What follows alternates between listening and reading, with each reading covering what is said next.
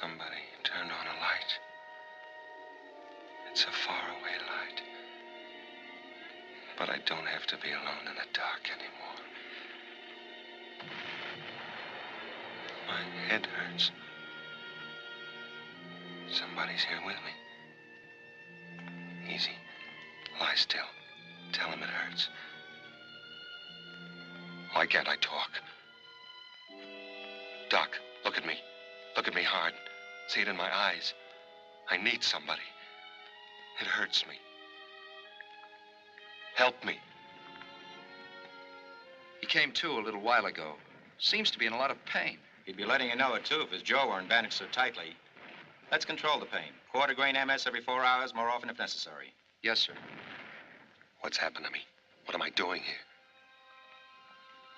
When I don't even know where I am. You gonna be all right, Doc? Taylor?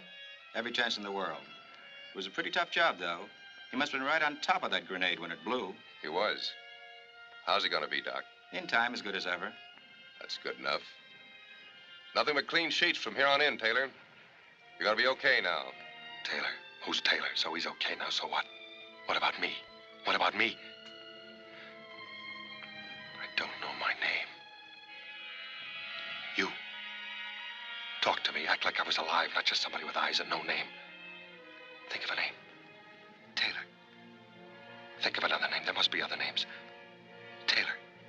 No. Taylor. No. Taylor. Taylor. Taylor. Taylor.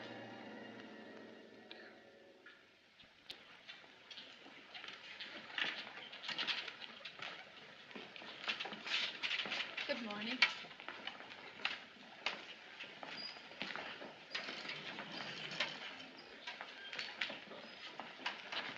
Good morning.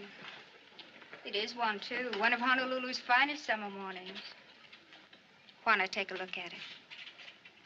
Come on, try. See that tree? There's one just like it outside my window back home. I'll bet there's one you remember, too. The doctor said that you're to sit up for a while today. Your jaw is knitting beautifully. The wires will come out in a day or two. When you get tired, rap on the nightstand. It won't be long before you'll be able to call for me. I'll bet that'll be a relief. I'll call, all right. I'll yell. I want to know why they call me George Taylor. Who's George Taylor and who am I? For all I know, that's the first tree I ever saw. Still, that's what it is. That's what I call it. They call me Taylor. So for all I know, I am Taylor. I gotta take time. Work on it. Time to think. Hard. Now I'm tired. Where's the nurse? The nightstand. Rap on it. What's that? A wallet. Must be my wallet. Yeah. There I am again. That's me, all right. Good old George Taylor. How have you been, George?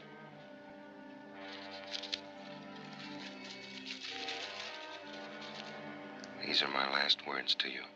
That's why I write them, so that I can always be sure that these were my last. That I despise you now, in the memory of you. That I'm ashamed for having loved you. That I shall pray as long as I live for someone or something to hurt and destroy you. Make you want to die. As you have me. Who writes letters like this? Who do they write them to? Men they despise, whose memories they despise. The memory I haven't got. Won't be long and I'll have to talk. Think fast. Now they only know my name. If I tell them I don't remember, they'll backtrack. They'll dig up that memory and throw it in my face. I've forgotten that man. Somebody's praying for him to be hurt and want to die. I won't let them know I can't remember. I won't let them dig him up.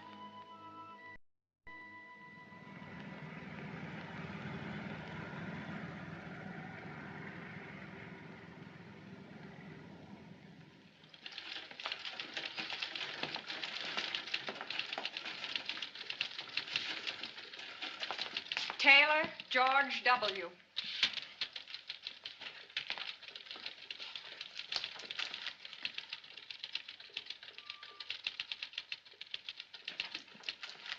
Hello, Taylor. Sit down. You're now in the process of being separated from the armed forces of the United States. We feel that you have a right to know the answers to a lot of questions you may have about yourself and how you'll fit into civilian life. Those questions need not necessarily be restricted to the GI Bill of Rights, employment, insurance, and such.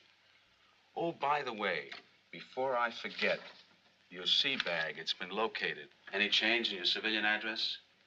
My civilian address? I could ask one of the boys to drop it off. Maybe I'd better pick it up myself. Well, why wait around? It might be this afternoon, it might be a couple of days. I imagine you'll be wanting to get back to Los Angeles.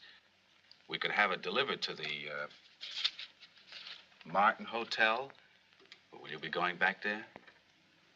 Martin Hotel in Los Angeles, yes. I'll be going back there.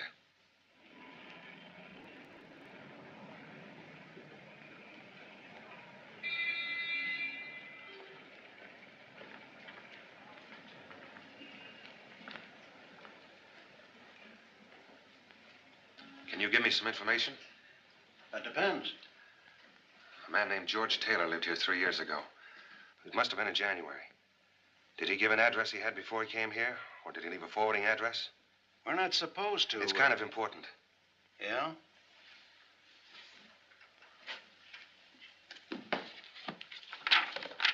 Summer 1942. January 1943. T. Taylor. Did you say George Taylor? Yes.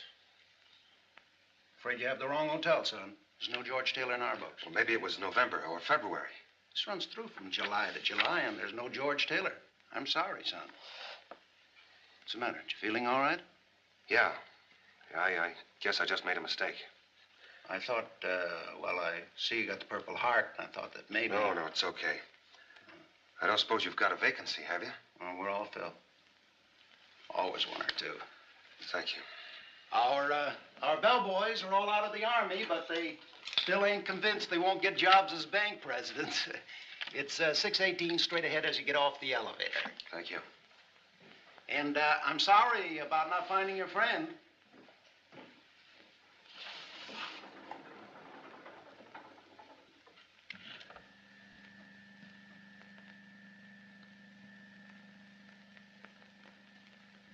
Yeah, this is it, all right. That'll be 1360 storage charges. 3 years and 7 months it's been laying here. Another 5 months and have been sold for the charges. That's the longest I ever heard of anybody checking a briefcase. Even a trunk. Unless it had a body in it. Hey.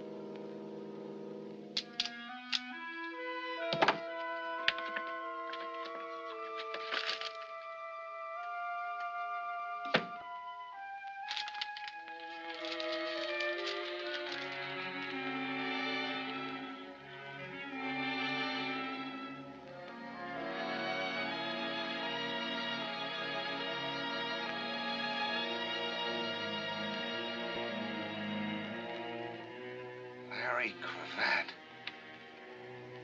Your pal, Larry Cravat.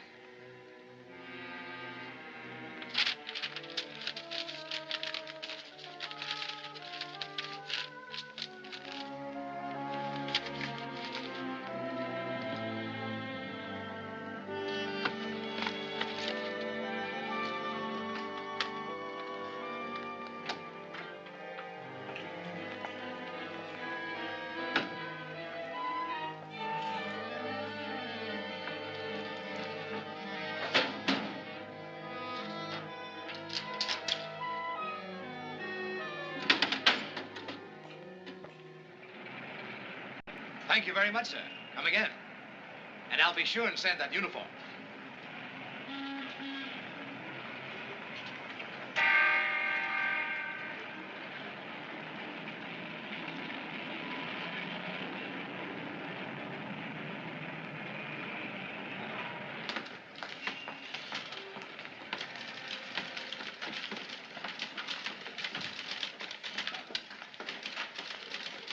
I'm George Taylor. I just got out of the Marines. I've got an account here. Here's my identification. I'd like some money. Of course. I'll check the account and have it for you in a moment.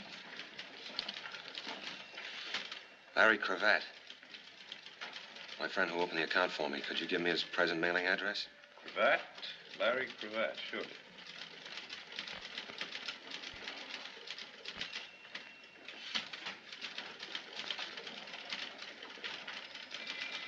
If you will pardon me a minute, Mr. Taylor. Anything the matter?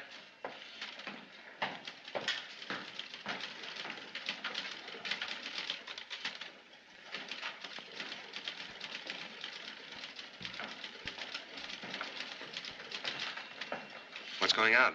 Isn't the account all right? It's perfectly all right, Mr. Taylor. Well, if you need any more identification, I have my discharge If you paper. just wait a minute. Wait? For what? If you don't mind, there's some questions we'd like to ask you. Questions? I don't get it. It'll just take a minute, Mr. Taylor. It'll have to be some other time.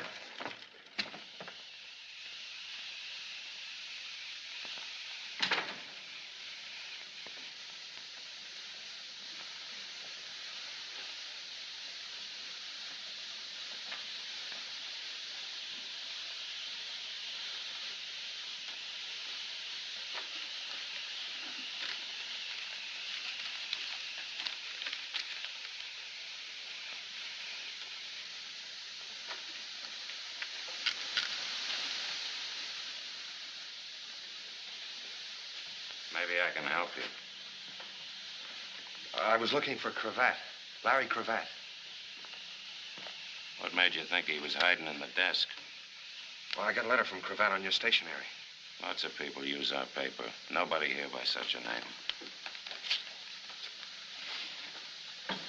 Well, the letter was written 3 years ago. Maybe you worked here then. I was working here then. I don't know no Larry Cravat. Well, maybe he used to come in a lot. Maybe somebody else here knows him. Nobody else is here but me. Well, he might come in again. When you tell him to get in touch with me, it's very important. George Taylor at the Martin Hotel. George Taylor, the Martin Hotel. Thanks. Hey, maybe you ought to try around the corner. What's around the corner? Cafe called the Cellar because it's in a cellar. Lots of guys get loaded there and then come over here to sweat it out. Maybe you ought to ask there about your pal. What time's it open? How do I know? When it gets dark. Thanks, I'll try it.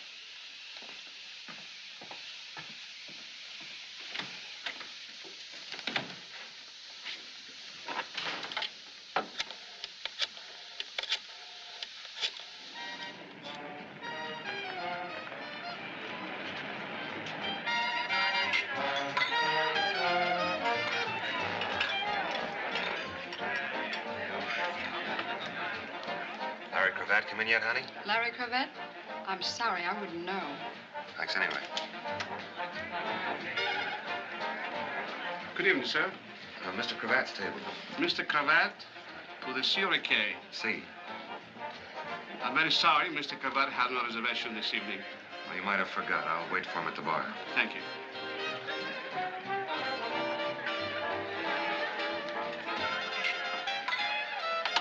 Thank you, Mr. Mitchell. Mr. Mitchell, anybody special? He's a customer. You must know a lot of customers. You must know a lot of names. Enough. What do you have? You name it. Been around here a long time? Ever since they took the bars off the door. A friend of mine used to come in a lot. Maybe you know him. Larry Cravat? I used to know a Larry Cashman, but that ain't Cravat. Well, maybe you could ask around.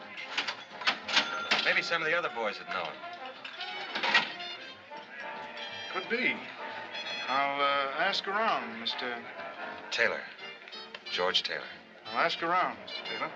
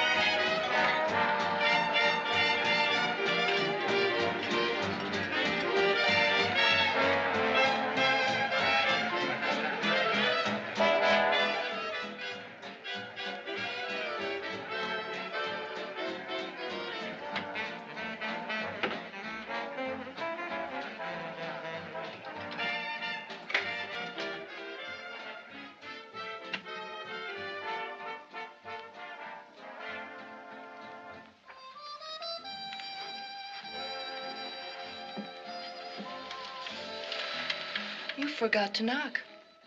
I can explain if you'll let me. Out.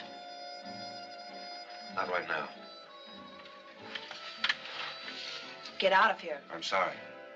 Suppose I yell the roof off. And I'd have to stop you. I bet you'd try at that.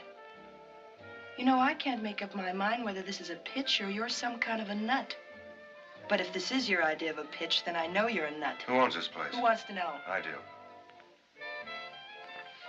This and a half a dozen other spots are owned by a very nice guy named Mel Phillips. He keeps me working. You got a match? He must keep a lot of people working. All kinds of people. Sure. Busboys, waiters, captains, cooks. Characters that sit around on bar stools waiting for me. Is that supposed to make sense? What do you think? In about 2 minutes, a bouncer is coming back in here with no sense of humor. He's a foot bigger than you in all directions. That's what I think.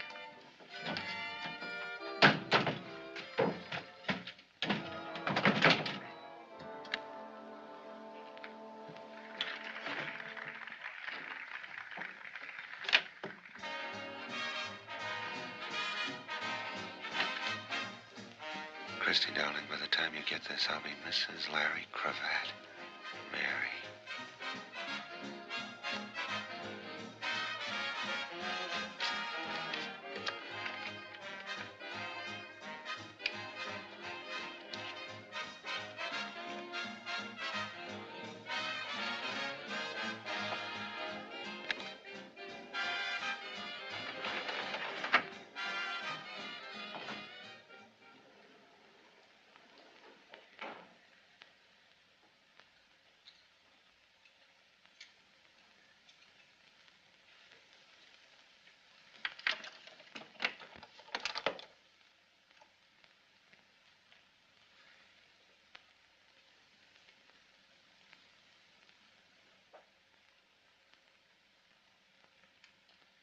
Thank you. How terribly gauche of me. Not at all. Do you happen to know when Larry will be back? Larry who? Thompson. Larry Thompson. He's my uncle. He lives just down the hall. Sorry, I don't. I couldn't be more fâché. After all, a lady shouldn't have to wait at all for a gentleman, even her uncle. Much less in a public hallway with no place to sit down. To wait for Larry.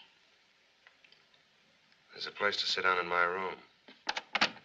How nice of you to suggest it.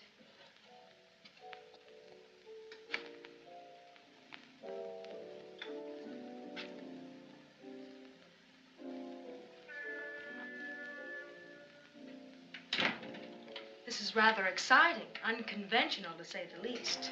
Haven't you got a French word for it? Should we just abandon convention and introduce ourselves? My name's Phyllis. Phyllis what? Oh, I imagine it's one of those things. Rich, high-class family wouldn't want it known their daughter waited around crummy hotel halls, is that it? Well, that's putting it a little crudely.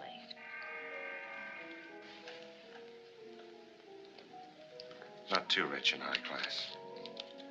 A compact that costs $3 tops, a torn hem on your skirt, a match folder that says you eat at a cheap cafeteria, and you weren't waiting for anybody but me. Unless you can see through a door. You should have thought of that when I closed it. So, what goes? You know, there's been a terrible shortage of men. Yeah, so we heard in the Pacific. This war must have been murder on you poor women. We used to cry our eyes out about it.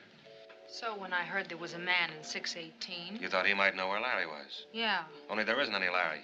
It's just a name that you made up to stop me talking. About what? Oh, just this and that, caricatures. Maybe I just thought you ought to know about me and that I ought to know about you.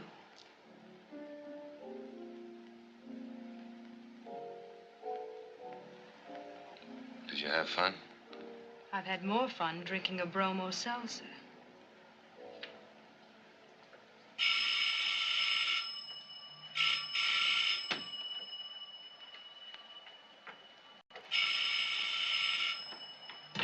Hello? This is the barkeep at the cellar. I got that information you wanted about that certain party.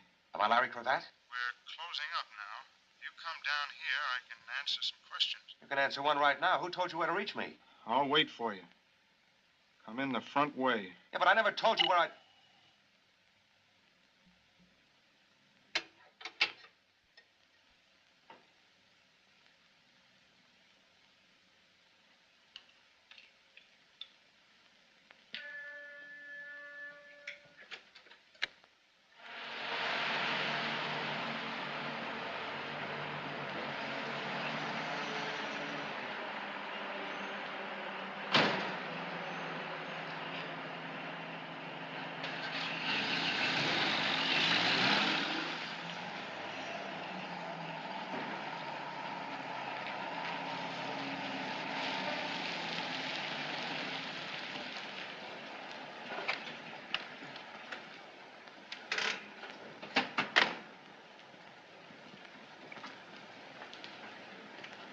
Taylor.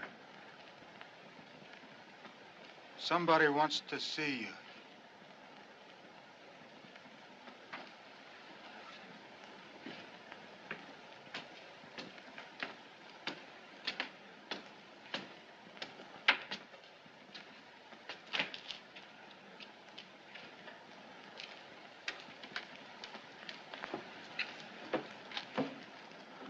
How do you do, Mr. Taylor? Nice of you to come. Please get in. Hubert, open the door for Mr. Taylor. I didn't come here to meet you. True, but I came here to meet you. Professor Einstein, to the contrary, there is just so much time, and every moment gone is a moment gone. Please, step in. Why? Get in the car. The bartender was paid to call you, to arrange this rendezvous. He has long since gone home to his wife, his bed, and his racing form. You and I have much to talk about. What, for instance?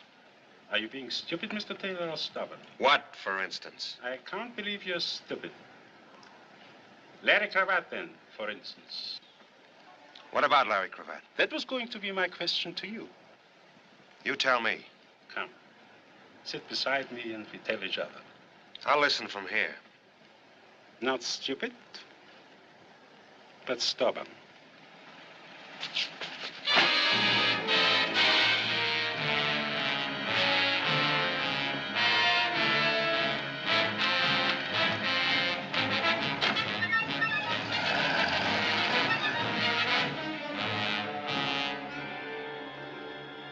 Mr. Taylor, are you ready to tell me the whereabouts of Larry Cravat?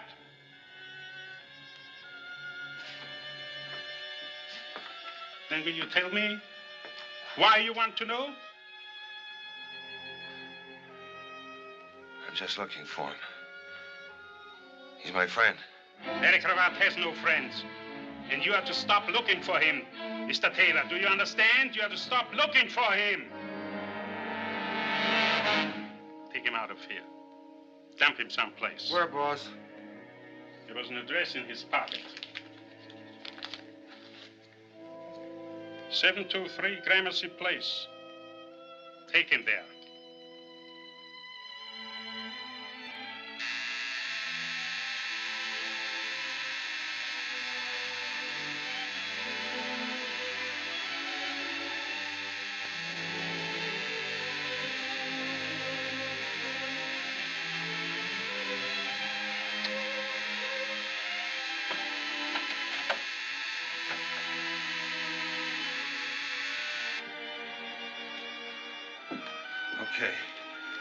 Okay, I quit.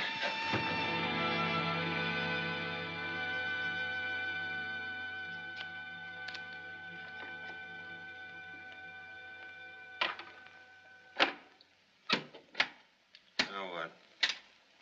How does the inside of your mouth feel? Like it's full of raw hamburger. That's just what it looked like. What did they hit you with? Rubber hose. I can't figure you out. You're not an open book exactly. Why did you steal Mary's picture?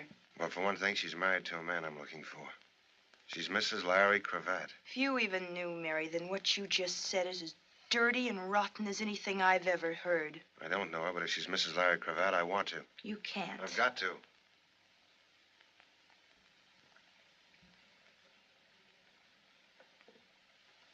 Mary was my closest friend.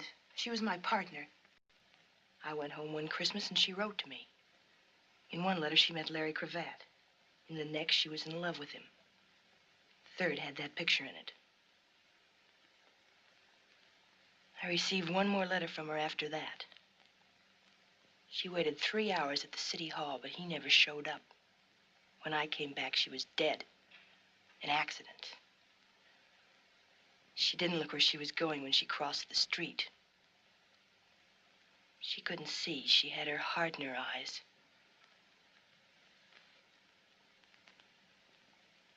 I'd like to meet Larry Cravat someday. Quite a character. I'd like to meet him, too. So would the boys in the back room. They didn't believe I didn't know where he was. Why do you want to meet him? I think I'll go now. How far do you think you'll get? The nearest foxhole, maybe. I'll be watching my hotel. All sorts of people. What's your name? Taylor. George Taylor. It's all over town. I may run for dog catcher. Look, I've got to talk to somebody. I'll go crazy if I don't talk to somebody. I'm somebody. I think you are. What do you know about amnesia? Not much. Something that happens to you. You forget who you are or where you belong. Isn't that it? Every now and then you read about it in the newspaper. A guy named John Doe was picked up in a fog. Never happens to anybody you know. It happened to me. Yeah, for all I know, I might have been born 6 months ago. It's a joke because 6 months ago I woke up in a hospital. It's where babies are born, in a hospital. Only this was different. It was in the South Pacific, and it wasn't a maternity ward.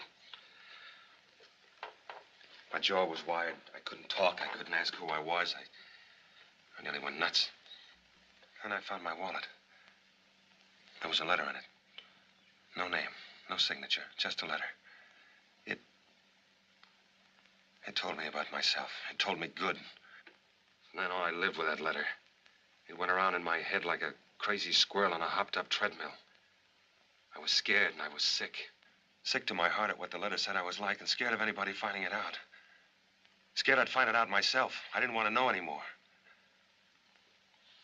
So I kept my mouth shut. I got away with it, got my discharge. And I thought maybe I could start with a brand new score pad. But you can't just throw away. How many years of living? I don't even know. Do you know what it's like, Christy, to be alone in the world? Really alone in the whole world. 1 billion people, and every one of them a stranger. Or what's worse, not a stranger. Somebody maybe who knows you, hates you, wants you to die. And last night I found another letter. This one was from Larry Cravat. Said he was my pal. Imagine I had a pal. So I started looking for him. That was this morning. Since then, I've been chased by hoodlums, beaten up. That's quite a pal you're looking for. I can't be choosy. He's the only one I've got. It's like that joke about the crooked gambling house. He's the only one in town. So why don't I go find another town? You mean run away and hide? Why not? Sure. Why not? So I'll be alone for a while. It won't be for long. I'll make up a story for myself. I got away with it before. I can do it again. I'll go where people will believe me, where they'll leave me alone. Where I won't have to answer questions and ask them. As long as you believe yourself and leave yourself alone and not ask yourself questions. I'm tired of being pushed around. The war's over for me. I don't have to live afraid anymore. Except when you're by yourself and alone. I've got to find that guy. Even if he's the heel of the world, I've got to find him because he knows about me. What am I going to do, Christy? You'll keep swinging. Something's got to break. Who's that? Take it easy. Maybe this is the break. I forgot to tell you, I phoned Mel Phillips while you were out and asked him to come over. Why? Because I want him to beat you up some more.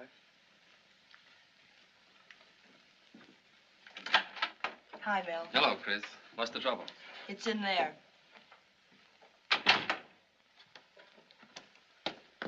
George Taylor, Mel Phillips. This is the character I phoned you about. The one that keeps falling through doors with me on the other side. Hello, Taylor. Hello. Some hot coffee, Mel? Thanks, Chris. No sugar. I know. I understand your trouble started at one of my places, the cellar. Do you want to tell me what happened? It's all right. You may have heard I don't like that sort of thing. I've kept the hoodlums out of my clubs, and they're going to stay out. I'd appreciate you telling me what happened. It's all right. Forget it. I called Mel before you told me about things. Thank you, Chris. If you make up your mind to stay around, I'm sure he can help you. All right, Taylor, will you help me? There's a reason I was so late getting here, Chris. The police called just after you did. One of my bartenders was found in the vacant lot. They figure he was dumped out of a car. Which bartender? John. Is he the one I talked to? I asked him if he knew a man I was looking for. After that, he set me up for the two characters that chased me into Christie's room. And who was the man you were looking for? His name's Larry Cravat. It's beginning to bore me. Larry Cravat. It's funny, I think I know it, but I can't place it. What does he do? I don't know. Whatever he does, he seems to keep pretty busy. Why are you looking for him? I just want to find him. Private reasons? They're good enough. Well, anyway, there are two of us looking for him now. There are more than two of us, Mr. Phillips. The police, for instance? Maybe. Any reason why we can't go ask them?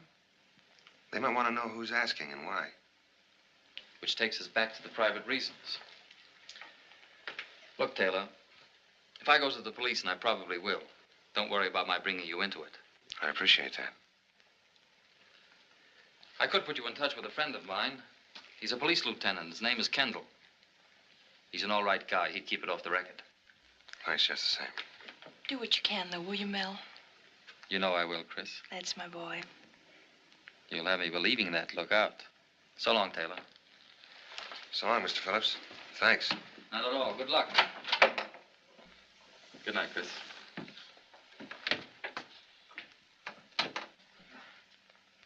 Well? He's a nice guy. That's the only kind I know. Except me. I'll go get some sheets for that couch. I can't stay here. Why not? I won't need any sheets. This will do fine. Well, then, I'll see you in the morning. Don't forget to look under your bed. Lock your door. I'll do that.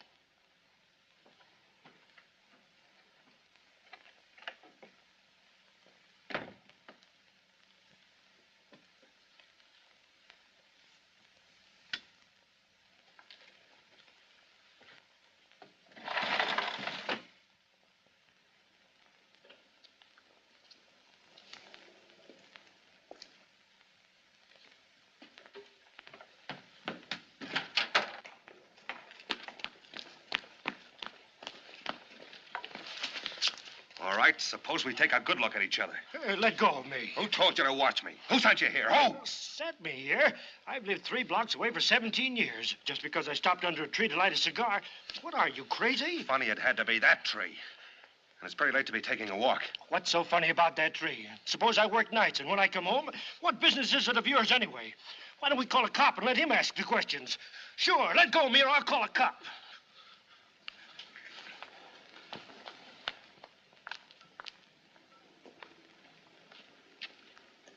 Now what?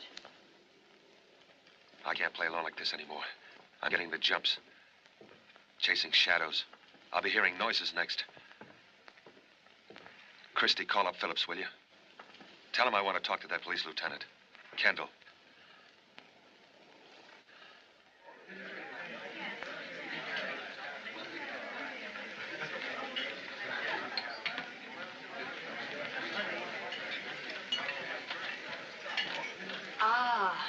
In case you don't know it, George, this is why you fought the war. The 4 freedoms and fried shrimps for Christie. That was a battle cry at Iwo Jima. Thank you.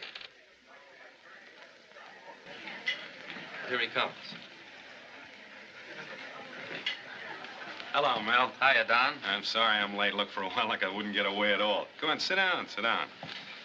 Yeah, we're a little short-handed over at the office. Big post-war boom in homicide. We went ahead and ordered. What'll you have?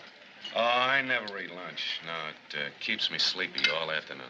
You've seen Christie around the cellar? Yeah, sure. How are you? And this is the friend I called you about, Tom Carter. Tom, meet Lieutenant Kendall. Hello, Lieutenant. Hiya, Carter. Hey, that stuff will kill you. Say, I know what's strange about you. You've got your hat off. It's hard for me to believe you're a detective. You're kidding, but I get that in the level all the time. It's almost impossible to make a pinch without your hat on. They just won't believe you. Well, it's the movies, I guess. If they'd only make pictures where detectives would take their hats off indoors just like anybody else. I was wondering, Don, whether you could give Tom here some information. Tom Carter, wouldn't it? What about? Would you know anything about a fellow named Larry Cravat? Quite a bit, would you? Not a thing. A pal of mine in the service asked me to look him up about a personal matter. This pal of yours in the service, I suppose he was killed before he could tell you very much about Cravat. That's right. Oh, that's too bad. Do you know where he can be reached? Well, if we did, lady, maybe we'd reach for him. No, he dropped out of sight quite a while ago. We did a lot of looking, but since it was impossible to believe that he was any smarter than us, we decided he'd been bumped off. Now, if you'd have asked me that 2 days ago, I'd have guaranteed that. What happened since 2 days ago to change it? Yesterday, an ex-soldier named George Taylor showed up at a bank with a letter from Cravat. That's why I asked you whether your pal was dead. He acted like he didn't want any part of the place. Hadn't been back to his hotel room since. It's interesting, you know. You said if you knew where Cravat was, you might reach for him. Is it all right to tell us why? Oh, sure, it's no secret. When Cravat faded out, $2 million faded with him. It was all over town at the time. Didn't you know about it, Mel? I never knew anybody that could even count that high. That pal of yours, the one that got killed, he didn't have a couple of $1 million stashed away someplace, did he? Sure, lots of us did. We save it out of our 60 a month. I'm not impressed. I make that much in tips on Monday night. But may I ask one tiny question? Who was Larry Cravat? Well, to begin with, he was a private eye. He came out... Pardon me. Sounded like you said I. A private eye is a private detective. Oh. Yeah. He came out here maybe 5 years ago from the East. He got a license, painted his name on the window, and put his feet on the desk. Then for about 2 years, he investigated husbands that played golf when it rained and wives that didn't come back from the public library till midnight. But he paid his rent on time. And then somebody dropped 2 million clams right in his lap. Coffee? Please. Don? Oh, I never touch it. It keeps me awake. You better have some. You're going to be pretty sleepy this afternoon. That was some drop, $2 million. How's a thing like that happen? Well, it's a long story. Don't ask for details, but here's most of it. It started over in Germany when one of the Nazi hotshots saw the handwriting on the wall. He sent the 2 million over here. And then before he could come over after it, he got knocked off by one of the fellow members of the lodge. And here was this big chunk of dough floating around loose in this country like a paradise at a fireman's ball. It moved east to west. Each time it moved, it left a stiff behind it with his fingers stretched out. The boys play rough for that kind of lettuce, you understand. Somehow it got to Los Angeles. Somehow Cravat got mixed up with it. I don't know much more than that. Except that when Cravat blew, so did the jackpot. Sounds like one of those to-be-continued next issue stories. Yeah. Well, I got to get back. I shouldn't have come, but I did it instead of my lunch hour. You shouldn't go without eating like that. It's not good for you. Lieutenant? Yeah, something else? How does this other fellow tie in this, what's his Taylor. name? George Taylor. I don't know yet. Maybe not at all. Maybe he has as little to do with it as any of us. Well, I should think you'd have picked him up. You must have a description. Oh, those eyewitness descriptions. Right now, he could be anything from a jockey to a Siamese twin. Later on, you narrow him down. No, he'll probably come in by himself sometime. If not, we'll go out and pick him up. These fortunes, they kill me. This ain't bad. Well, I'll see you some more, huh? Bye. Bye. Bye, Don.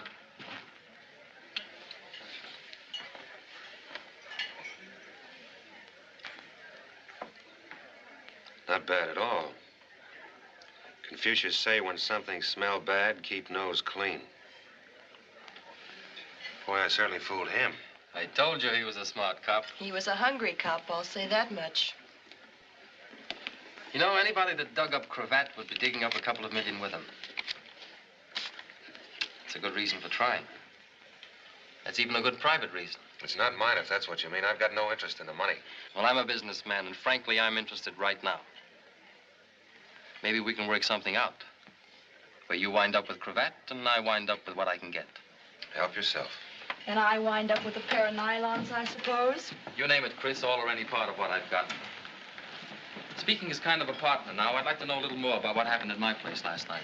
You might ask around about a character named Anselmo. Anselmo? Very polite man with a very wet face.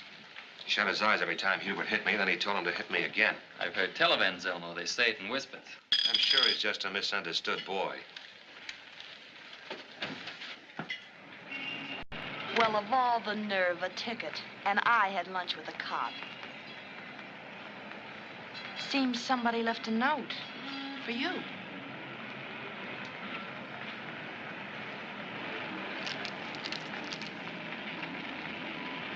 LC, 4211 and a half North Summit, San Pedro. Isn't that a little childish for a detective lieutenant? Leaving notes around like Easter eggs? What makes you so sure it was Kendall? Who else? Who else, Taylor? I've gotten beyond caring. LC is only one name in my book, and it means I've got someplace in particular to go this afternoon.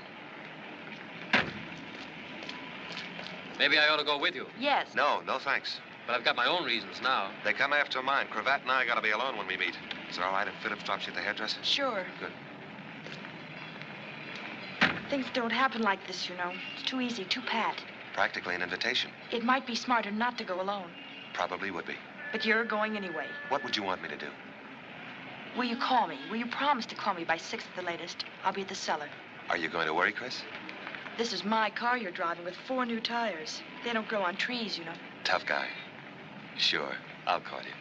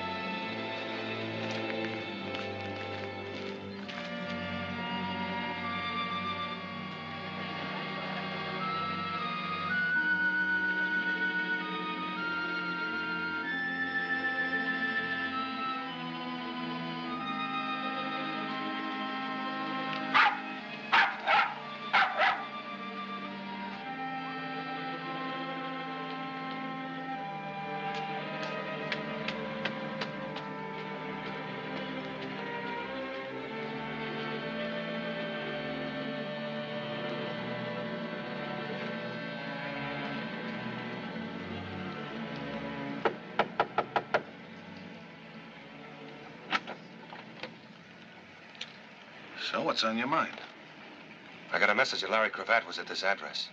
Oh, you sure that's the name? You sure it ain't John Smith or Joe Blow or No Head Hennessy? I said Larry Cravat. Yeah, that's what you said. You remembered it. You got a head on your shoulders. Now, take it out of here before I bust it. You're getting a little too excited, mister. Maybe you're Larry Cravat. How do you like this guy? Hey, look, it didn't work. Now beat it. You thought that she was home and I wasn't, so I am home. So I answer the door, so you quick ask, does Oscar Fink live here, or do you want to buy a canary? I don't know what you're talking about. That's all, brother. What's going on out here? What's he selling? What's he selling? You wouldn't know, of course. You never seen him before, of course. If it's insurance, I'll take a little on him. Double indemnity. What's that mean? Means if I beat your brains in, I get paid double. Whatever it is, mister, we don't want any. We haven't got any. I'm looking for Cravat. Whoever he is, we'll look somewhere else. Yeah, look someplace else. Maybe she could suggest where. Gotta have a special place, huh? He wants to know, can you suggest someplace he can look? Doesn't he know I'm a lady? Tell him I busted my crystal ball and he'll have to find one for himself. She busted her crystal ball. You'll have to find one for yourself. Crystal ball? A fortune teller. Ask her which one she goes to. Which one do you go to? Crystal ball's a fortune teller? Tell him I never use them, and he can go look on Terminal Dock, and if he doesn't find one, he can jump off it. She says, go look on Terminal Dock and then jump off it.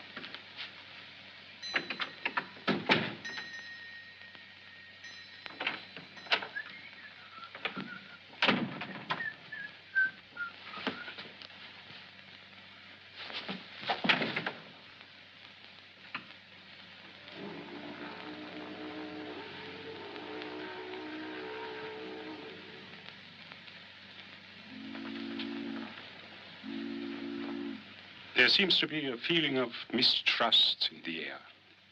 I wonder why. Have you come for revenge, Mr. Taylor? Do you perhaps have a revolver or some other lethal weapon with you? I turned all those in when I got this button, Anselmo. I'm as surprised as you are.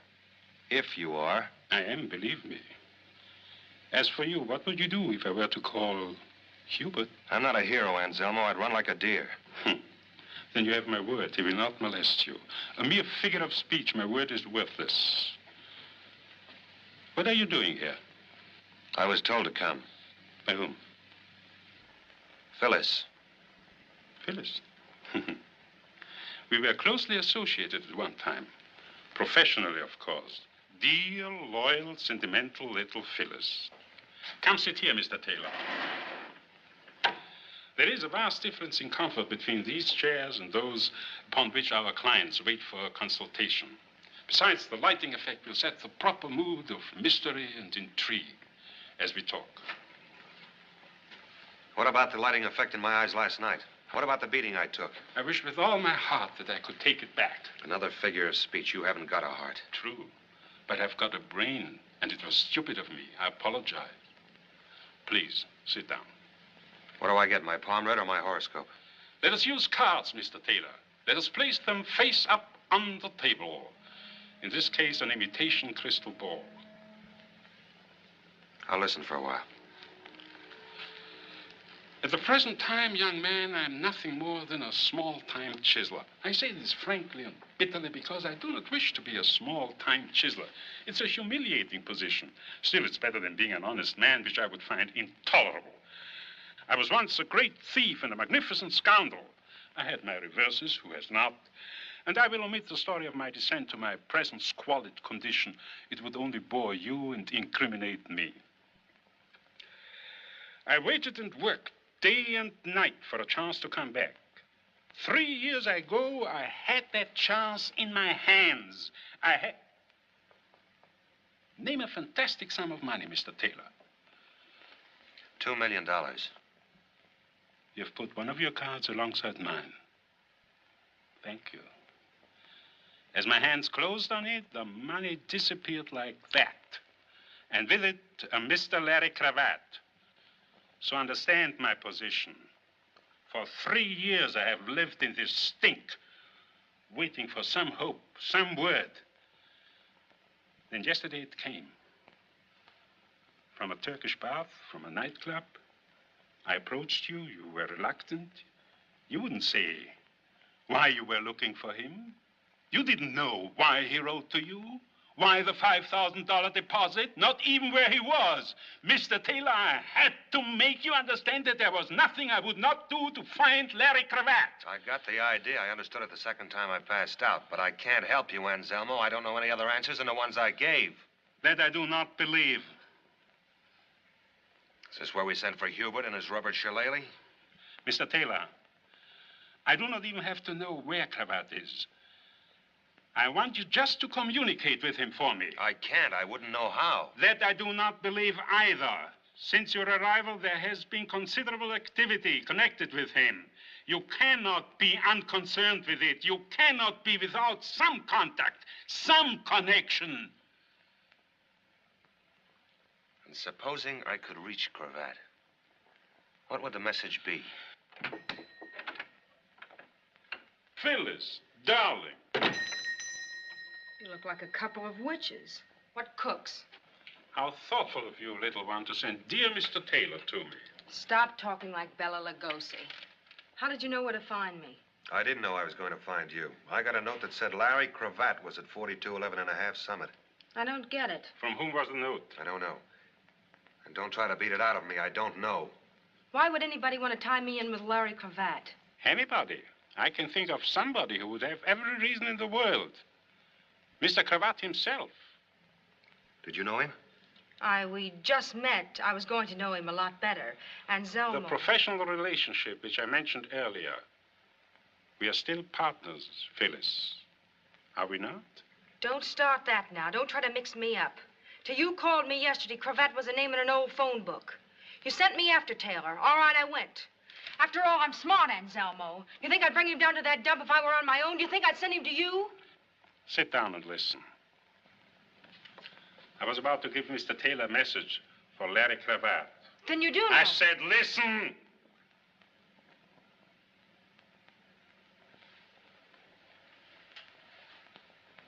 This is what I want you to tell him. That even $2 million is of no use to a man in the electric chair. Suppose he doesn't understand the message. He will. Suppose he says he doesn't. Suppose he wants to know where you fit in. A reasonable question which I will answer. Mr. Cravat is wanted by the police for a murder which occurred on Terminal Dock. This very dock, 3 years ago. The murdered man was a gentleman from the East, Mr. Steele, I believe. The police have evidence that Mr. Cravat and another man were on the dock that night. They do not know who the other man was. However, Mr. Cravat's immediate and prolonged absence has strengthened their belief that Mr. Cravat was the murderer and that the identity of the other man is relatively unimportant. Let's say Cravat knows all that. He still doesn't know where you fit in. For a considerable amount of money, subject to negotiation, of course, I will present the police with the other man on the dock that night. He will confess to the murder and free Cravat of suspicion. How do you happen to know who he is? If he's reluctant to confess, the police will find a suicide and a signed confession, complete in every detail. That might be better in any case. What makes you think Cravat will go for a crummy deal like that? Because it's to his advantage. Because it's probably to your advantage as well. What do you mean by that? Mr. Cravat deposited $5,000 to your account. Why? He was not a charitable man. It is more likely that he was paying for services rendered. What were you being paid for? There is every likelihood that the unidentified gentleman on the dock that night was you, Mr. Taylor. I'm in the middle of nowhere. I'm in betwixt and between. Dark is the starlight above me, never knowing you love me. I go drifting from dream to dream. And so, if I wind up with no one, how can I help but be blue? I'm in the middle of nowhere. 'cause I'm getting nowhere with you.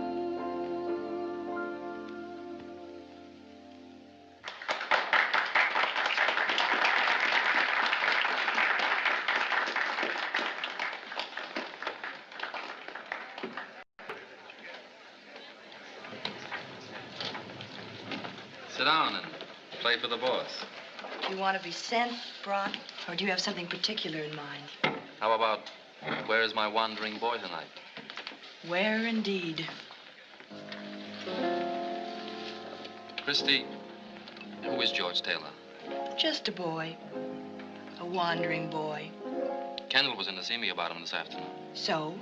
He asked a lot of questions I couldn't answer. Kendall doesn't work out of the Missing Persons Bureau, you know. He's homicide. He steals fried shrimps. He wants to help, and so do I. You asked me to, remember? What kind of trouble is Taylor in? It won't make any difference to me. Maybe it will. Because maybe it's murder. He called me. It's a murder that happened 3 years ago. Cravat was mixed up in it, and George thinks maybe he was, too. Thinks, maybe? He's not sure. He's got no way of knowing. I don't understand that. Well, don't try, but believe me, he hasn't. I'll believe you. Where is he now? He phoned me a few minutes ago. He's been down at the harbor trying to find out all he could about it. There was a witness to the murder. A man who used to work on Terminal Dock. A man named Conroy. Conroy?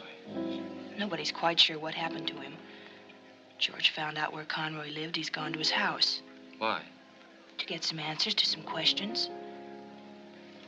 Makes sense to me. Not to me. Taylor doesn't make much sense to me. Taking a beating to find somebody he doesn't know, running down a 3-year-old murder. Christy, who is he? What's his angle? Where do you stand? Like always, my 2 feet firmly planted in the air. Take my advice and stay away from him. Don't get involved. In any way. Confucius say when something smells bad, make new friends? When something smells bad, believe me, it's in the air like an earthquake. Don't stand too close, Christy. Don't get hurt. In any way. I'm the girl with the cauliflower heart. You think. You're as tough as a love song. You've got your face turned up and your eyes closed, waiting to be kissed. Might not be a kiss, baby. Open your eyes and look around. That's mighty fine advice, Mel, and I'm beholden to you. There's only one thing wrong, though. What? I'm nuts about the guy.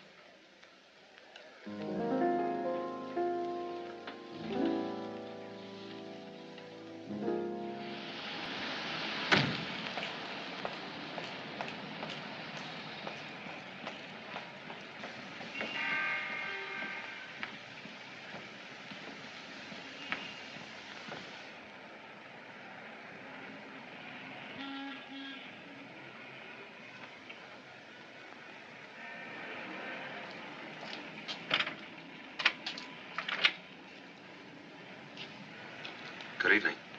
I wonder if I could talk to Mr. Conroy. Come in.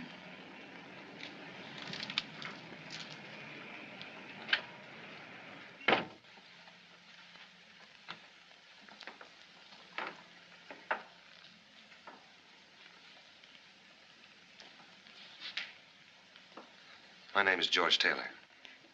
Please forgive me. It was so dark. I wasn't expecting. For a moment, I didn't know you, George. You've met me before? I said I was sorry. Oh, sure. That's all right. Well, won't you sit down? Could I get you something? No, thanks, really. What about Mr. Conroy?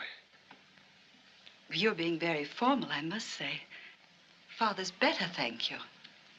Better? At least the doctors keep telling me so. I haven't asked for some time. I went for so long, and they kept saying the same thing. There are signs of improvement. But it's been so long. How long? Ever since his accident. 3 years. His accident? 3 years ago. I keep forgetting. You haven't been here. It was on his way to work. So strange. Nobody saw it. They found him lying there. He'd been hit by an automobile. He didn't know. He couldn't remember. They've been trying to help him. He's been there ever since. Been where? Lambeth Sanatorium. Oh, it's very nice. They're very kind. I've often wished that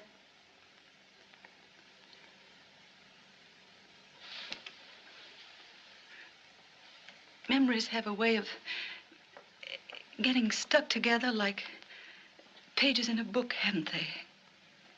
The story in the paper that morning. A man had been murdered. Father read it aloud to me. I thought that very odd. He seemed pleased and happy. There was someone, he said, who would make us rich, and I would have a new dress. I'm afraid this one isn't very pretty. The man who was going to make you rich. What was his name? I don't remember. Was it Larry Cravat? It was so long ago. I don't remember things well, really. Only certain things. It's so funny. They seem to shine like little lights. And everything around them is dark. You said the Lambeth Sanatorium. Did I? Didn't you? You're going away now. I've got to see your father. You've acted very strangely. Well, I didn't mean to. It's just that I... You haven't even called me once by my name. It's Elizabeth, in case you've forgotten. I'm sorry, Elizabeth. But it's been such a long time. Yes, it has. And things change, don't they? In time. But time doesn't change. It goes on and doesn't change. I know, because I've watched it. The nights, the days, the nights are always the same. Dawns are always gray, and the days can have different colors. But the nights are black, and they're all empty. No. Only people change. They grow old and ugly and pitiful.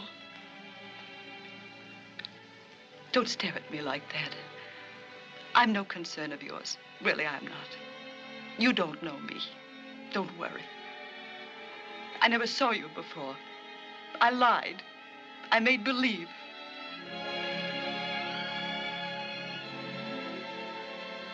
Please, don't be angry with me. You see, I'd made believe so much for so long that I wasn't alone, that I had friends, that I wasn't afraid, that I wasn't dead, that I was alive. I wanted so to make believe that somebody loved me more.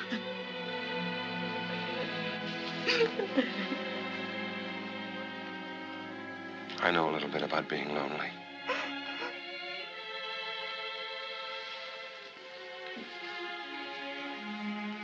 I'll come back to see you soon again, Elizabeth.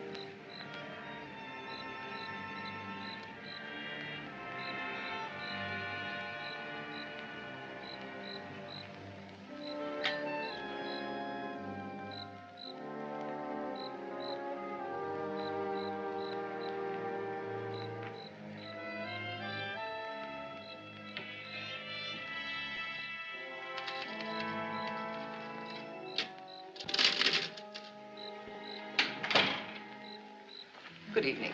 Good evening. I'd like to see Michael Conroy. Conroy? Oh, I'm afraid you can't see him. Why not?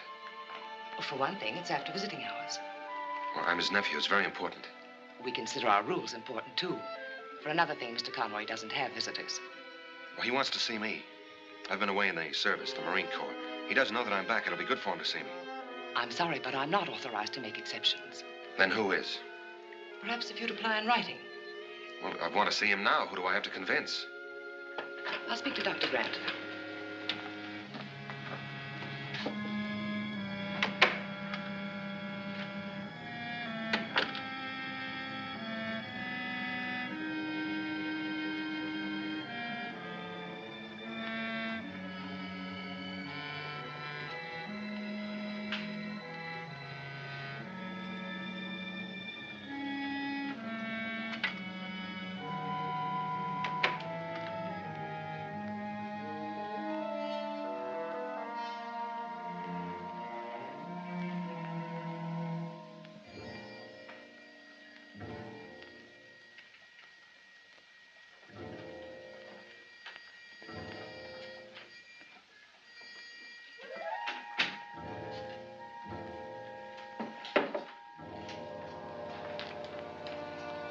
I wonder if you could help me.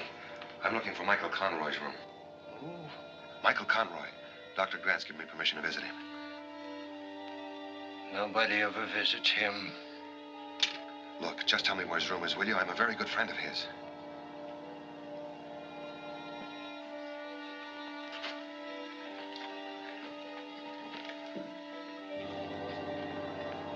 You're a friend of Michael Conroy? I'm more than that. It's 214. 214. How dare you wander about the corridors of this sanatorium by yourself? The door was open. I was just curious. That's not true, Doctor. The door was closed. Tom, see that this man leaves here at once. What about Conroy? Why can't I see him? Because his condition does not warrant. Why not? What is his condition? I'm his nephew and I have a right to know. You are not his nephew. And if you know Michael Conroy at all, you must also know that for the past 3 years, he has been insane.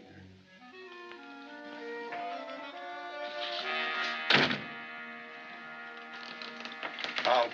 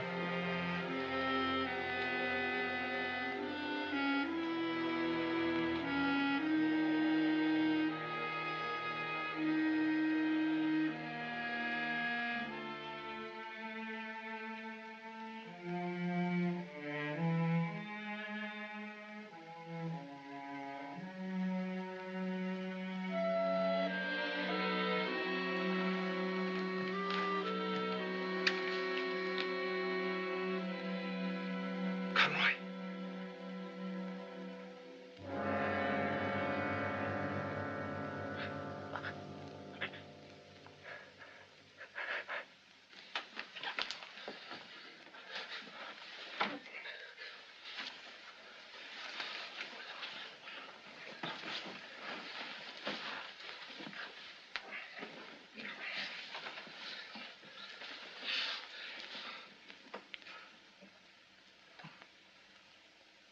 The truck, I didn't see it.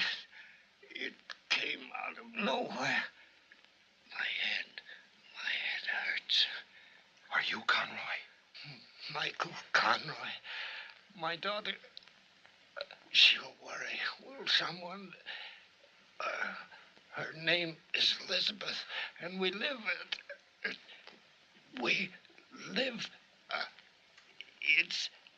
it's on my draft registration card. Your draft registration? Imagine an old duffer like me. Still, you can't tell. The war's very young yet. Sure.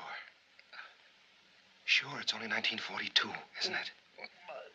Back. Now, my back's beginning to hurt.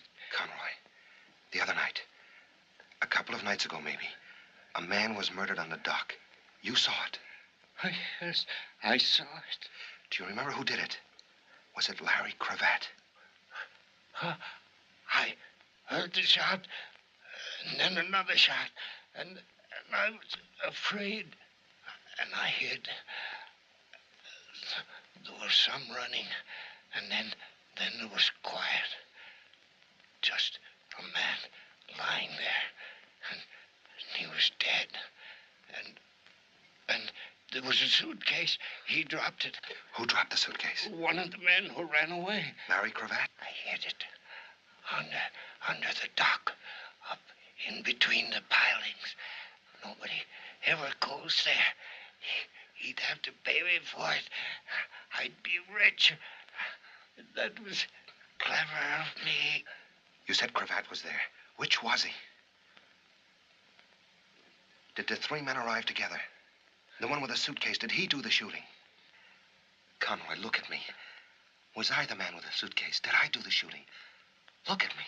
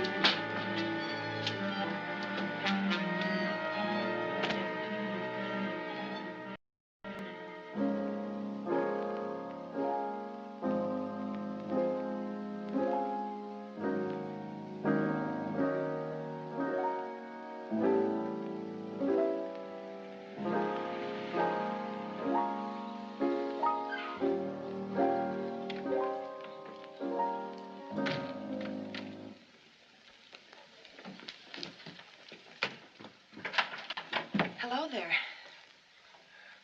Can I talk to you for a minute? Well, it is a little late, but come in.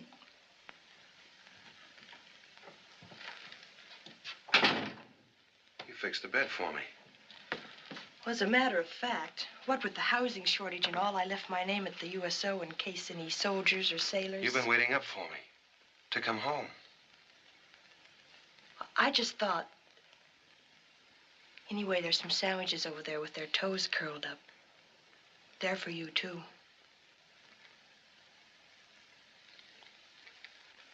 I guess I missed my dinner. Well, what are you waiting for?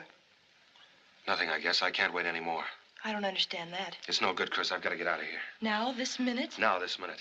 I found Conroy. He'd been stabbed. He died in my arms. I had to fight my way out. Why? Why didn't you stay and tell the truth? With a dead man in my arms? Well, it was the truth, wasn't it? Why run away?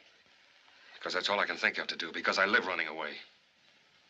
But was Conroy able to talk? Did he say anything before? Yeah, everything I wanted to hear. All about a suitcase he hid under Terminal Dock. Well, what about Larry Cravat? Could have been a couple of other fellas. And it could have been you, Anselmo said. Why don't you say it, too? It's what you're thinking. Why don't you say it, too?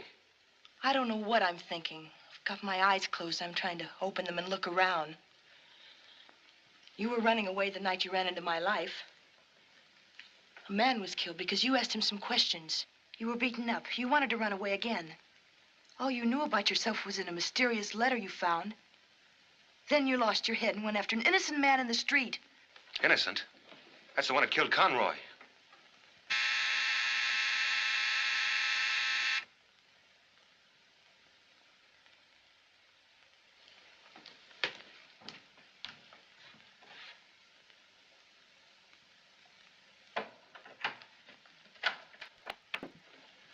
Hello. Hello. I've come for George Taylor. You must be a little mixed up. This is my house, and I'm not George Taylor. You haven't even got the right sex. Nobody can say you haven't. Thanks.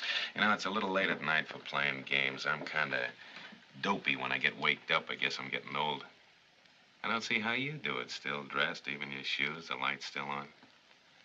What do you say we don't try to mix each other up? Here's Taylor here. They're both in the kitchen, he and Adolf Hitler. You'll get promoted for this, Lieutenant. Yeah, that's a good one.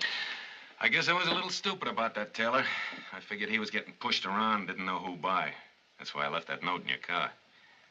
I thought that he'd take one good look at Phyllis and get off the merry-go-round.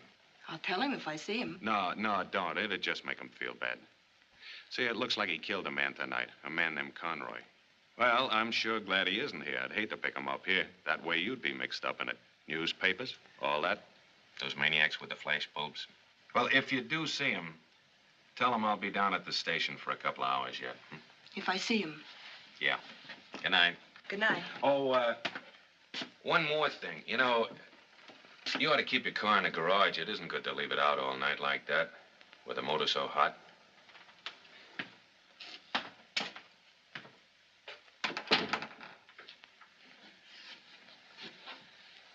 I was coming out when he stopped me by talking about you. He knew it. He knows everything. He's the original seeing eye. 2 hours. That's not much time, or is it? It's enough. Turn out the lights while I get a coat.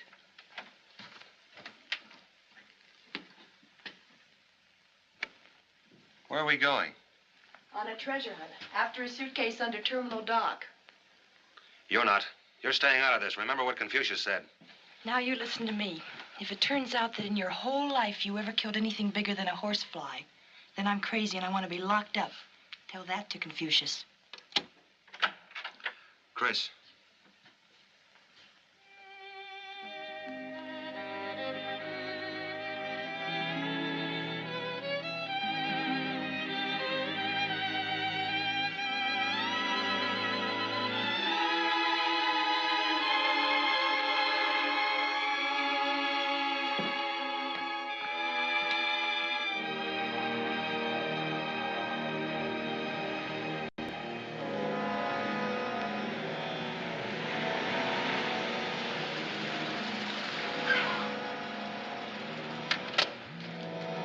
Chris, this looks a little bit rugged.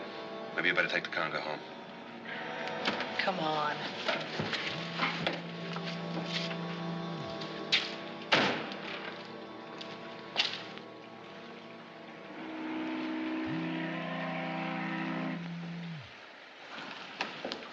Must be a ladder along here somewhere. This is where the boats tie up.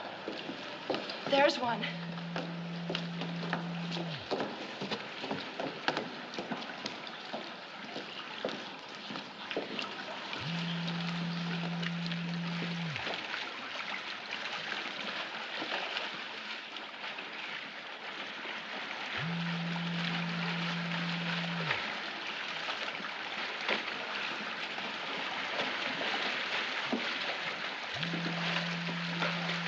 If I were hiding a suitcase under here, I'd put it as high as I could and as far in as possible. What do you think?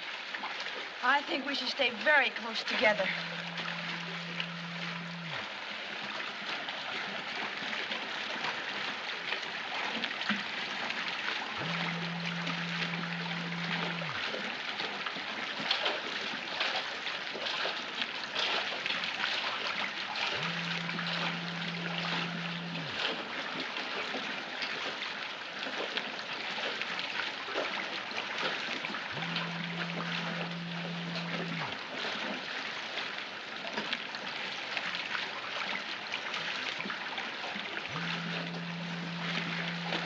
Look. I think I see something. I'll go see.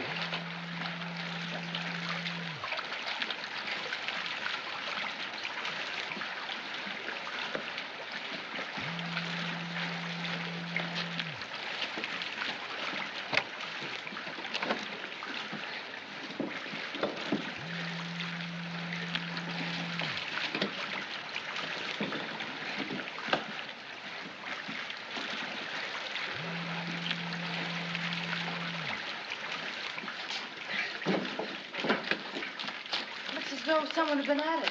Rats, probably. There's some things I'd rather not know, if you don't mind.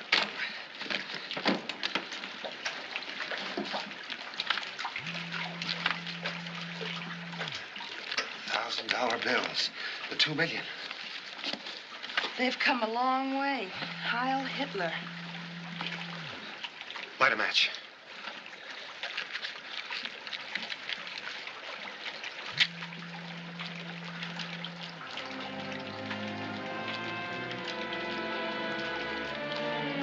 Light another one, quick. W. George. Taylor. George. Taylor. George Taylor. Meet Larry Cravat. Larry Cravat. George Taylor. I won't bother trying it on. I don't need a memory to figure this one out. A murder, a couple of quick changes, clothes and name, and then the hideout. With a brand new war on, what better place than the service? This doesn't prove anything, you know. Then maybe you ought to read this letter now. The one I found in the hospital, the one that told me... Here, read it.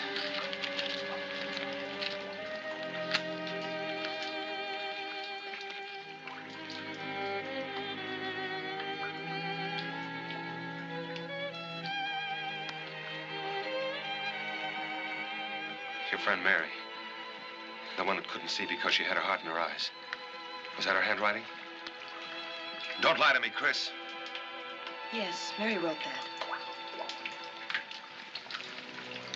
To me.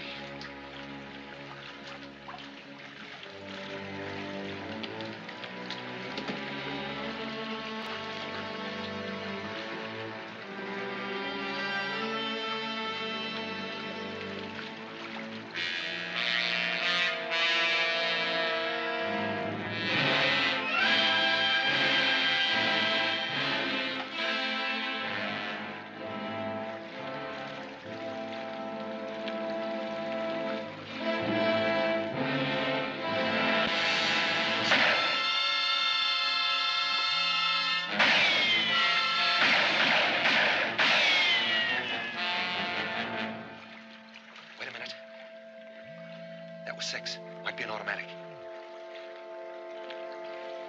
Now.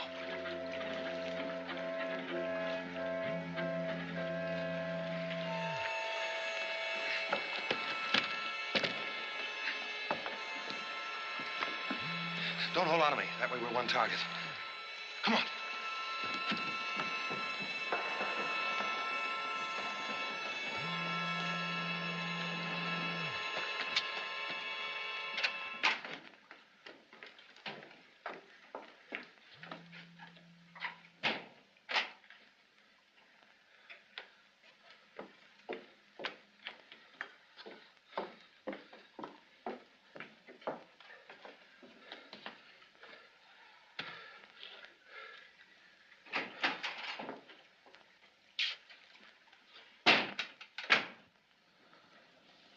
Something else I've got to get used to. Jumping out of my skin every time a door opens. Try to remember. Try to remember, George. Larry. I've got a tailor named George. I can remember that much. Darling, look. Don't call me that either. That's something else I remember, too. Even if it didn't happen to me, but to a guy named Taylor. That's who you are. That guy. I'm Larry Cravat. And I killed a man on that dock 3 years ago. I don't know who he was, but I killed him and I dropped the suitcase and ran away. But supposing the other man killed him, supposing you just ran away. The other man? The one you thought you might have been. Who is he? I haven't got time to start that all over again. My 2 hours are nearly up. Do you think you could ever have killed anybody? I know about George Taylor. No. But I can't speak for Larry Cravat. For me. I can. The answer is no. Thanks for your vote. Just because you've got another name. Even if you wipe out a man's memory, doesn't it stand to reason that his brain is the same? That his standards are the same? You didn't think much of him? I never thought of him as a murderer. And he could have changed for the better, too. 3 years of work can change a man. You're making a nice try, Chris, but that isn't the way I've heard it. They say I killed a man. And they say you killed Conroy, too. Did you? No, but I can remember that, and I can't remember anything else. Don't make me try anymore, Chris. I'm too tired. Don't make me try anymore.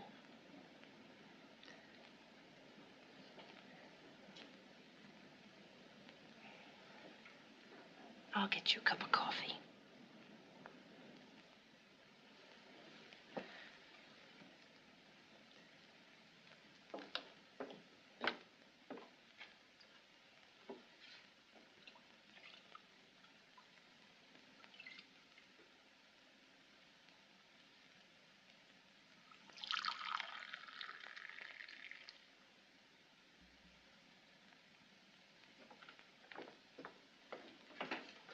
Here, hold on to this cup. Let's see if we can't make some sense for once. Now, George, everything that happened to you happened because they thought you could lead them to Larry Cravat. Why? Because they figured Cravat had the money. Right. And when Anselmo told you Cravat was a murderer, he said that because he wanted to make a deal. For some of the money, he'd clear Cravat. Yeah. And he didn't even insist on seeing Cravat. So if I'm the only contact between them and $2 million, they certainly want to keep me alive. Yet twice tonight somebody tried to kill me. Why? Because you were getting close to something more important than $2 million. You were getting close to whoever murdered that man on the dock 3 years ago. Shh. Chris, honey. Honey, listen. Conroy was crazy for 3 years. They staked out a man to watch him, to wait for him to be well enough to talk.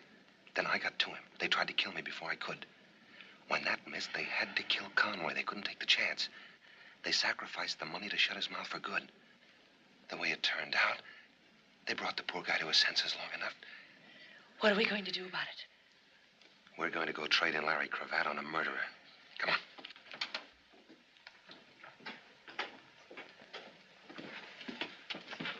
Going so soon? We just came in to be saved. There's more to it than that, young lady. I wonder if you could do me a favor, sir. Gladly, my boy. This suitcase, could you call a messenger and have him delivered to police headquarters? Police headquarters? It's important. You see, it's the personal property of Detective Lieutenant Donald Kendall. He's the one with his hat off. I know Lieutenant Kendall, young lady.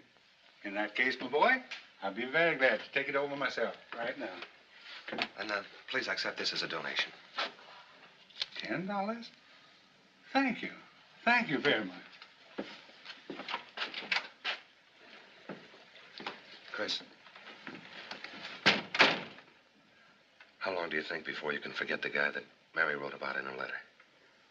Funny you should bring that up. I haven't thought of him once. I keep remembering what it must have been that she was in love with.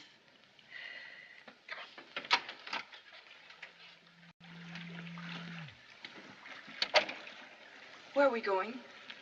To a fortune teller. Why a fortune teller? To get our fortunes told. Well, if it isn't Hubert. Can we drop you anywhere, Hubert? We're gonna walk. Walk? Which way? Straight ahead.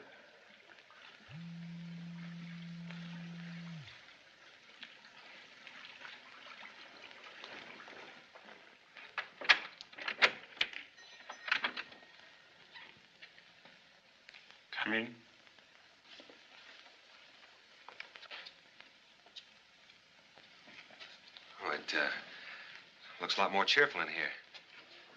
What's happened to the Fu Manchu lighting effects? I think the time has come to throw all the light we can on the matters concerning us.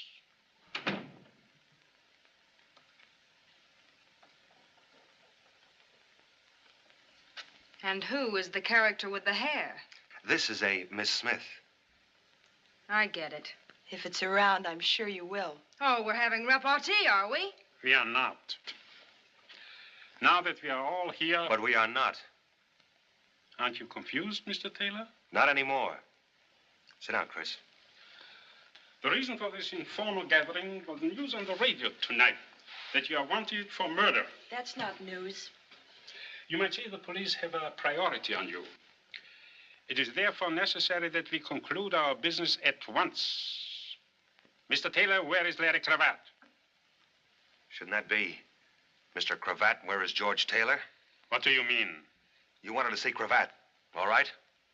You're looking at him. You're crazy. Remember, I had my face pushed around at Okinawa. The docs patched me up. Well, Phyllis? I don't know. It could be. I don't know for sure. After all, I only met him once. I'm Larry Cravat. You can take my word for it. I do. Then he knows where it is. Don't let him waste no more time, boss. He'll talk. Well, what do you know? Hubert said 3 whole sentences. Hubert! Open up. I know they're here and I want in. Open up.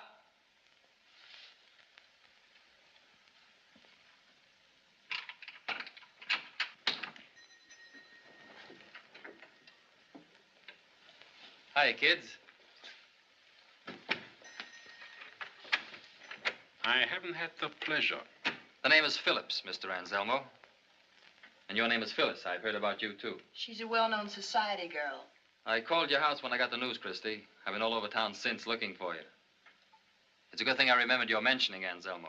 Now that you are here, Mr. Phillips, why are you here? Because you wouldn't have a quorum without me. And because I'm an important stockholder in $2 million. Are you going to stand for that? Perhaps. At any rate, before any more partners arrive, I suggest you continue what you were saying, Mr. Cravat. Cravat? Bring him up to date, Chris. Secrets. I'll take the proposition you offered me, Anselmo, with one slight change. And that is? I don't want a fall guy. One of you, or one of your hired help, killed Steele on that dock 3 years ago. I want the one that did it. Do you maintain that you yourself were not the one? I know it. Well, in that case, I cannot tell you how sorry I am, Phyllis. Sorry, for what? I did my best during all this time. I saw to it that the finger of suspicion never touched you. What are you driving at? Everyone knows that you were with Cravat the night before the murder. But where were you on the night of the murder? With you. I was with you. With me? Phyllis, you shouldn't. You're among friends. Hubert was with me all that night. Was she here too, Hubert? No, boss. What is this, some kind of a gag? You're smart. You can tell a cheap frame. This is a laugh. Then laugh this off. That you were seen on the dock the next morning. That you were nervous and upset. That you threw something into the harbor, something that glinted in the sun. People will swear it was a gun, Phyllis. Well, here's one you could swear to. You and that big tub of lard. Baby don't get framed by your kind. Your kind come a dime a dozen. That accent don't score with me, and I'm not paying your bills. Look it up in one of your books, Anselmo. There's a dead bartender the cops want to know about. Hold it. Get over there. You too. I want the money too, but not that bad. My car's right in front of the door. Get in it.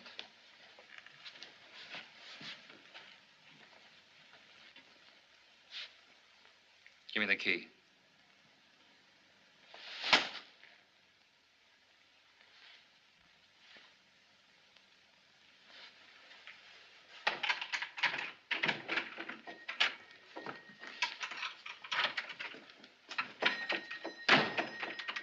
No, gentlemen, no. There's no time for that. I doubt whether there's even time enough to get out of town. Phyllis, darling. The jig is up.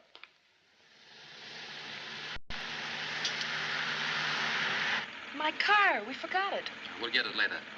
We're practically at the cellar now. I'll open it up and we'll have a drink. I could use one. No, I wouldn't say no. Be careful. Don't trip over any of the customers they forgot to clean out. It's a long time since I've worked behind the bar. You got to promise not to tell the union. I'm 12 years behind on my dues. Sit down.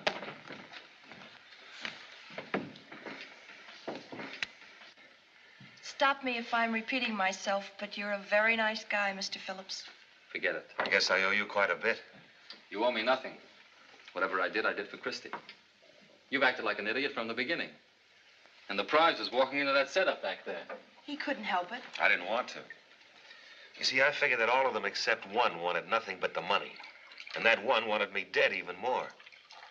Because if and when I get my memory back, I'll know that he killed Steele that night. I figured he'd make some move. Some attempt to get me alone, even to get me out of there. He had to get you alone, didn't he? Away from the others so he wouldn't show his hand. So they wouldn't know that he... I'm sorry you're in this, Christie. She's not in it. Did you know all along that George was Larry Cravat? Not until tonight. I never met Cravat. Steele had come up from Arizona to bring me the $2 million. I'm in a good spot to slip big bills like that into circulation. Steele didn't know me. We were to meet on the dock.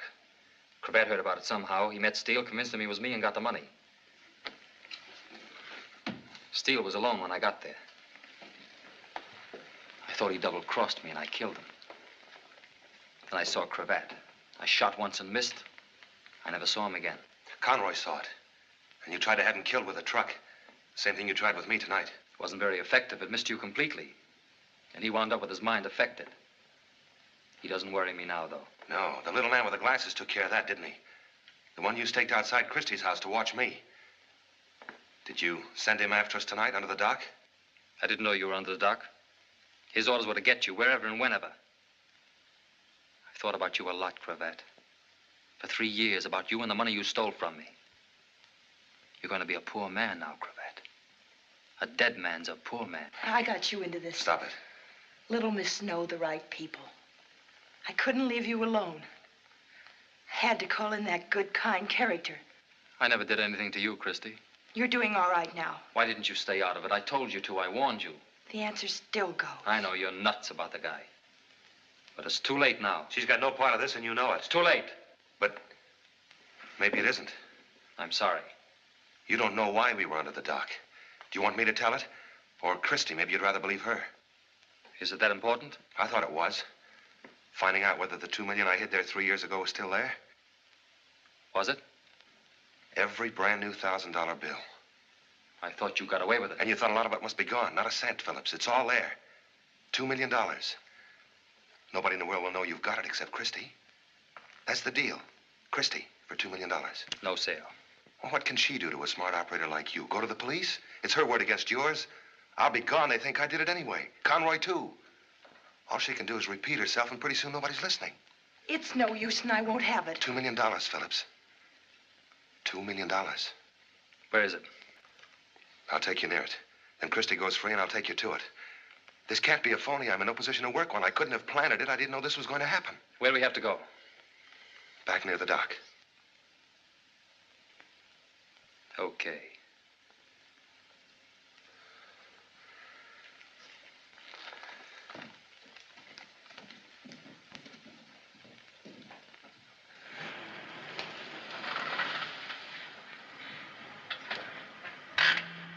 Where do we go? A couple of doors down.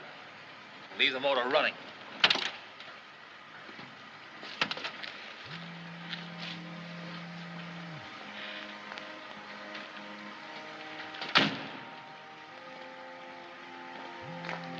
Okay.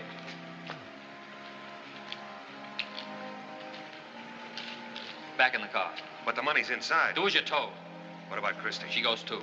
You won't get the money. Yes, I will. I know where it is now. I'll come back for it later. Get in the car, both of you.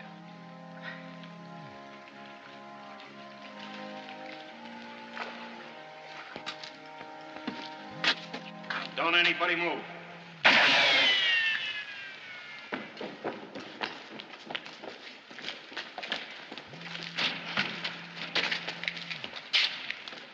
What's it look like, Mac? He's still with us. Hey, keep these people back in there. Come on, get back, folks. Better get an ambulance. Right.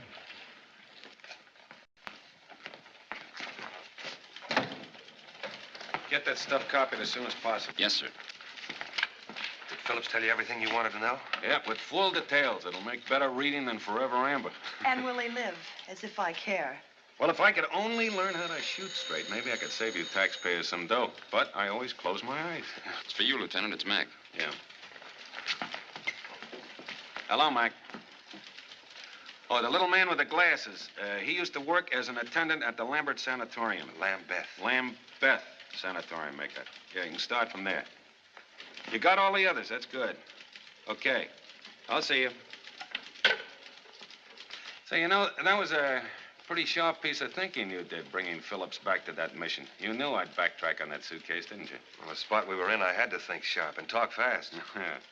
You must have been a pretty good Seamus, Cravat. Seamus? Seamus is a private eye. Well, at least it looks like I kept my nose clean anyway. Yeah. You think you'll go back to it? No, thanks. See, 3 years of war can change a man. That's what I always say. Well, if I can be of any help to you, just let me know. Thanks. I'd like to drop around and see if you don't mind. There's still a lot of questions I want answers for. I know the answer to one, but you haven't asked it yet.